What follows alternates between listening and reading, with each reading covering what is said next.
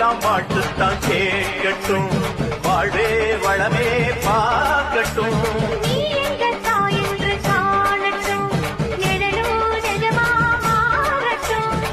சக்தி முழுதும் தந்து காப்பாயே, முக்தி நிலையை தந்து சேர்ப்பாயே.